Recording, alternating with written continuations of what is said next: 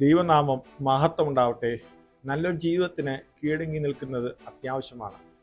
ഒരു പക്ഷേ കീഴടങ്ങി നടക്കുന്നത് തന്നിഷ്ടം പ്രവർത്തിക്കുന്നവർക്ക്, അനുസരിക്കാൻ ഇഷ്ടപ്പെടാത്ത വാക്കായിരിക്കും തന്നിഷ്ടത്തിന് നടക്കുന്നവർക്ക്.